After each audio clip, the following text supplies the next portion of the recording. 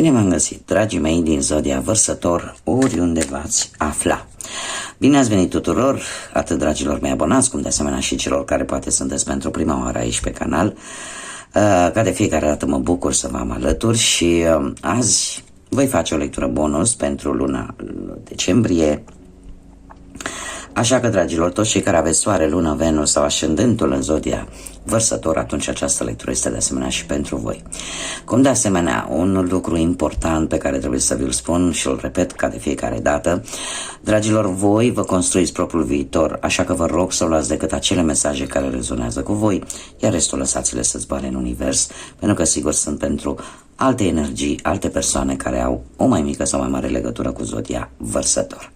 Cum de asemenea, dacă în situația în care chiar nu rezonați cu această lectură, nu face nimic, puteți viziona celelalte zodii, care pot reprezenta pentru voi ascendentul, luna, Venus sau oricare altă planetă importantă din cartea voastră natală. Așa că, dragii mei, haideți să vedem care este situația actuală, îmi cer scuze pentru bâlbâială. Aveți... Dragilor, simțiți nevoia să cereți iertare cuiva, dar ezitați.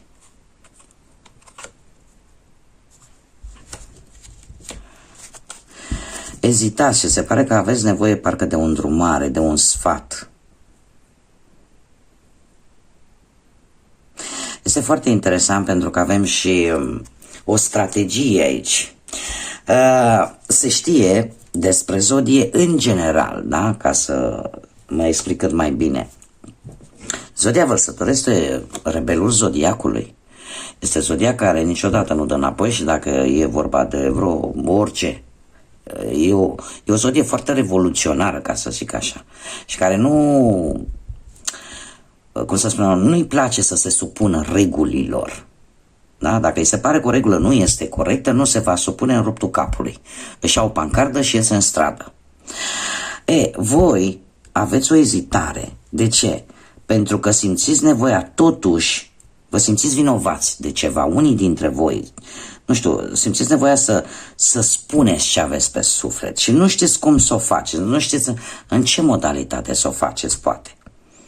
Da? Și căutați cumva maniera aia cea mai bună pentru voi de a face acest lucru. Da? Tocmai pentru că există aici un dozaj de un pic de mândrie, să zic. Da? Acum, toate aceste informații se pot aplica în orice aspect al vieții.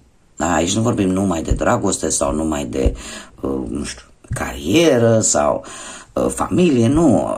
Aceste informații voi le puteți adapta și le puteți, cum să spun eu, adapta situațiilor de interes pe care le aveți voi, da, ariilor din viața voastră. Acum, haideți să vedem pe plan profesional. Da, abia acum începem pe căprării, cum îmi place mie să spun. Pe plan profesional, dragii mei din Vărsător, avem un 9 de monede. Se pare că a mers totul destul de bine. Unii dintre voi chiar ați reușit, poate, nu știu, să obțineți în sfârșit actele alea de pensionare sau să concluzionați o anumită situație relaționată cu munca, poate o avansare sau poate pur și simplu v-a apărut așa un job pe nepusă masă și asta a fost o oportunitate pentru tine de a crește și de a avansa. Faptul că avem și un 8 de monede, asta îmi zice că ai destul de multe responsabilități de care nu ți este frică și pe care le vei duce la bun sfârșit cu brio, da? Le vei duce la bun sfârșit fără niciun fel de problemă. Faptul că avem și o regină de monede, sau sunteți foarte axați, da? Să progresați și veți avea acele progrese. Da? Veți avansa din punctul ăsta de vedere al carierei. Da? Așa că lucrurile merg bine. E posibil unii dintre voi să aveți o persoană mai în vârstă decât voi, poate legătură cu zodii de pământ, Taur, Fecioară, Capricorn, care cumva să vă sprijine, da? Sau să încerce să, nu știu, să aibă așa un rol va avea un rol important în viața voastră profesională. Haideți să vedem pe partea banilor. Pe partea bănuților, sper că nu mai întoarsă niciuna, nu. Pe partea banilor eu aș spune că sunt posibilități, nu știu, ori vreun bonus ați primit, așa o sumă micuță de bani, totuși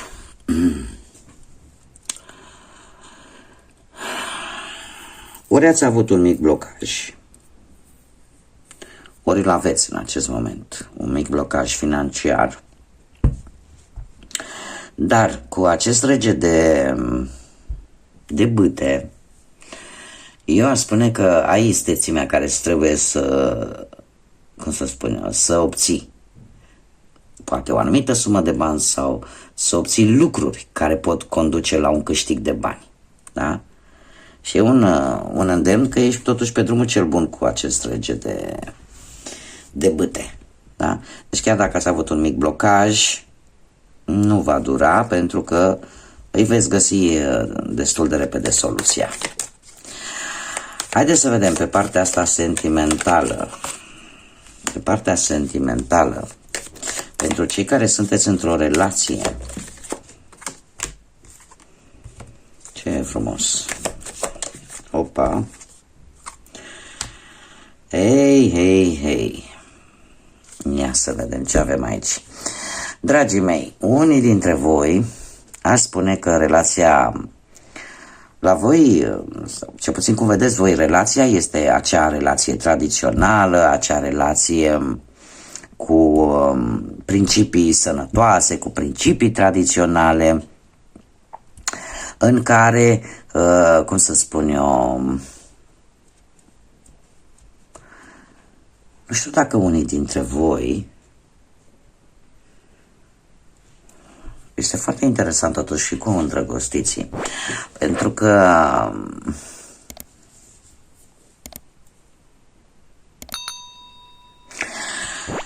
dragii mei, deci tind să cred că perechea voastră este o persoană mai tradiționalistă, da? Care are niște principii exacte vis-a-vis de relație sau cum vede relația.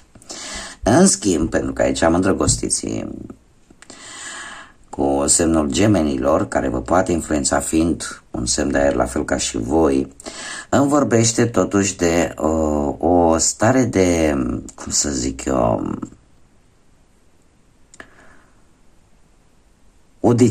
o decizie importantă, dar pe care tu o vei lua cu inima.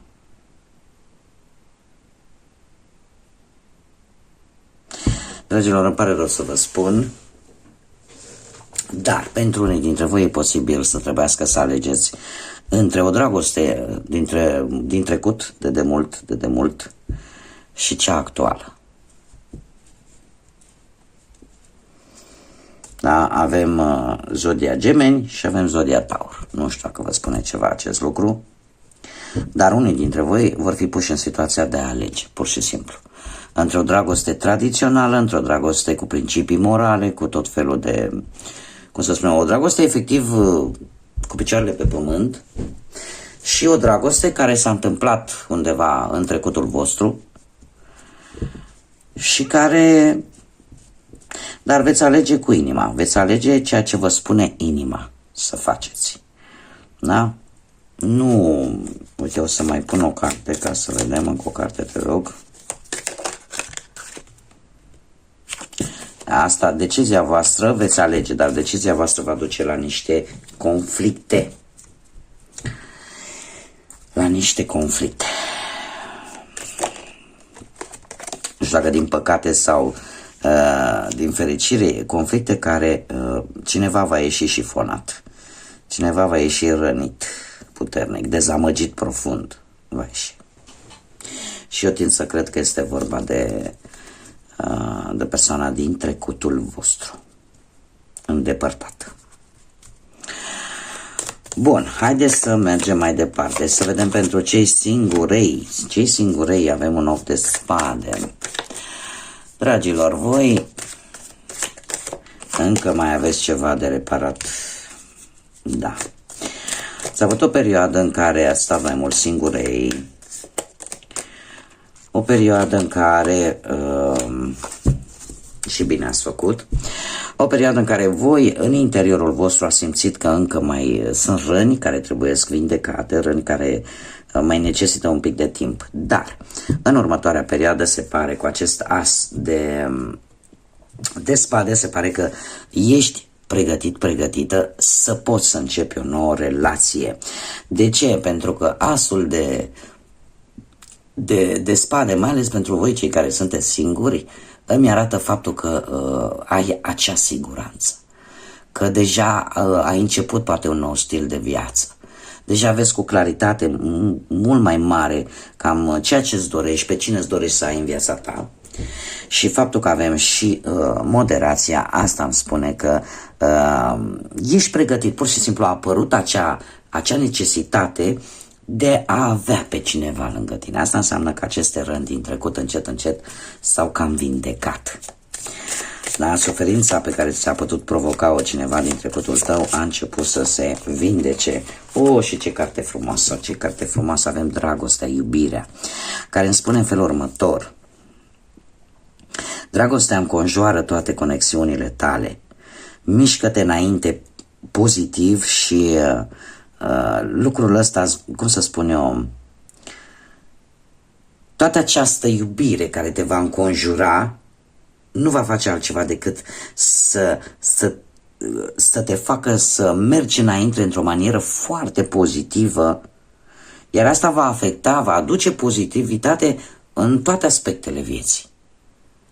Da? Adică te va face să simți că parcă totul se schimbă pe orice plan. Odată ce ești înconjurat de iubire, ești înconjurat de suport, de dragoste, atunci parcă totul îți merge altfel, parcă totul merge bine. Și profit de această carte să îndemn pe dragii mei românași, dragii mei dragi, indiferent că sunteți în diasporă, cum ne spune lumea, ca și mine, sau indiferent că sunteți în țară, nu lăsați ca alții și alte energii negative să intervină între noi și să ne dezbine, pentru că suntem români și vă spun sincer că fiecare dintre noi, indiferent că suntem aici, departe de țară, că suntem acolo în țară, fiecare am dus o cruce, fiecare am suferit, fiecare am traversat perioade grele în viața noastră. Și trebuie să avem înțelegere, să nu permitem nimănui. Eu ce am văzut pe YouTube, pe TikTok și ura asta care s-a băgat între români, m-am necăjit extraordinar de tare. Și îndemnul meu este să profităm în primul și în primul rând de această lună decembrie, care are o încărcătură spirituală atât de puternică și atât de mare, mai ales pentru noi, tradițiile noastre și felul în care noi ne comportăm. Să știți că nu e chiar așa cum crede lumea, că acum nu-i pădure fără uscături și noi suntem aici judecați pentru greșelile altor români, acelor uscături. Dar nu suntem, marea noastră majoritate, suntem oameni care ne-am impus prin felul nostru de a gândi, prin felul nostru de a învăța, da? Și suntem apreciați aici unde suntem. Și copiii noștri li se vede valoarea aici. Suntem o nație prea deșteaptă și prea înțeleaptă ca să permitem altora să bage ura asta între noi și mai ales între părinți și copii.